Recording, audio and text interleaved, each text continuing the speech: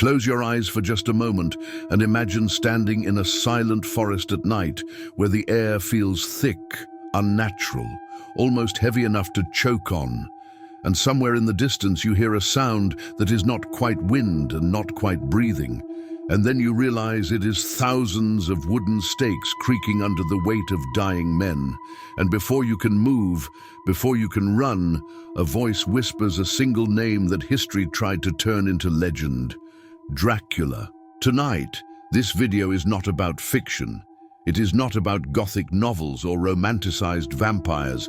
It is about a real man whose cruelty was so extreme that centuries later we still struggle to believe he truly existed, and yet he did. And his name was Vlad III of Wallachia, remembered by history as Vlad the Impaler. This is the true story behind Dracula, a story of psychological terror, ritualized violence, political vengeance, and a descent into darkness so complete that even the monsters of folklore seem tame by comparison. And as this story unfolds, it will not rush, it will tighten, it will close in around you slowly, because that is how Vlad preferred his victims to feel. Vlad was born in 1431 in Transylvania, a land already soaked in superstition, where forests swallowed travelers and villagers whispered prayers at sunset, because night was never simply night there.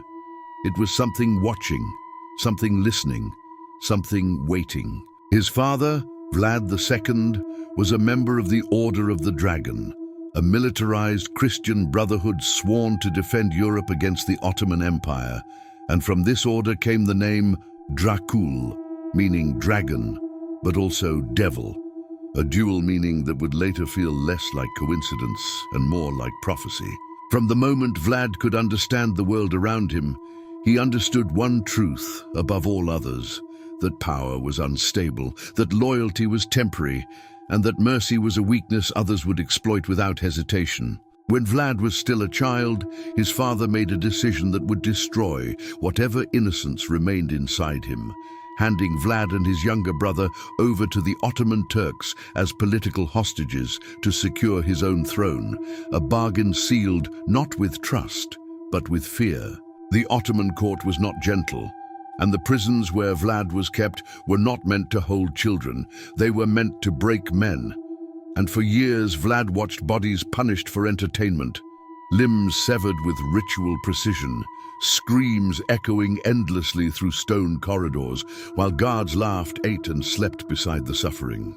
He learned quickly that crying earned punishment, that silence earned survival, and that the men who lasted were the men who learned to stare without blinking, even as blood pooled at their feet. At night, Vlad listened to the screams fade into wet coughing sounds, then into silence, and sometimes the silence was worse, because it meant the screaming had ended forever. It was here, inside Ottoman captivity, that Vlad learned the language of terror, not spoken but felt, the understanding that fear reshapes human behavior more reliably than love, loyalty, or faith ever could. When Vlad was finally released and returned to Wallachia, he came back to a homeland that had betrayed him, because his father had been assassinated by nobles who swore allegiance, and his older brother had been blinded with hot irons before being buried alive, crimes committed not in secrecy but openly. Vlad did not grieve publicly because grief was a luxury and vengeance was a necessity.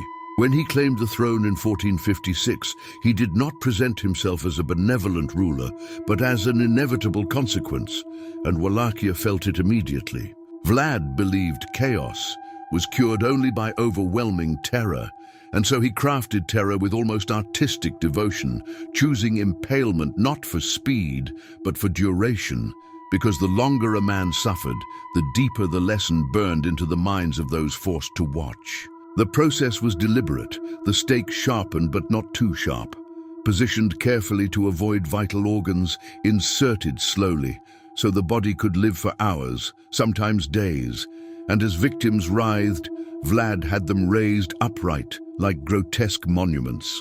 Roads into cities were lined with impaled corpses.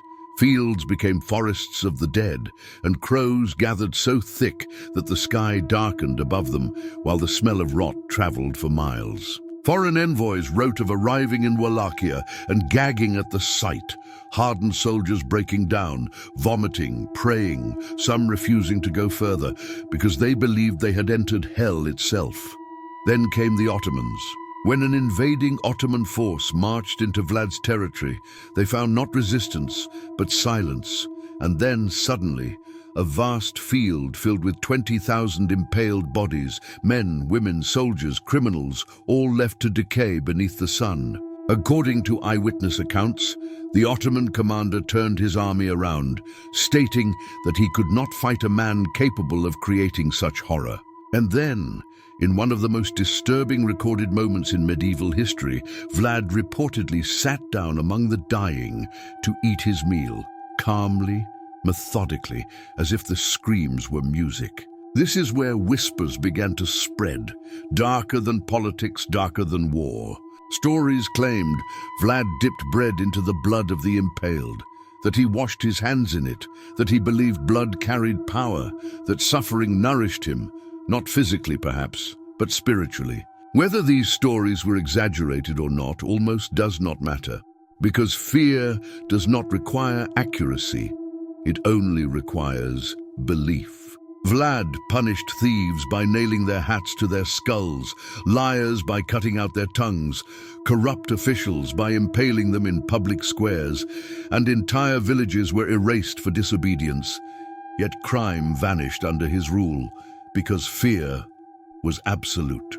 At night, villagers locked doors and windows, whispering prayers, because Vlad often punished after dark, appearing without warning, his presence announced only by screams.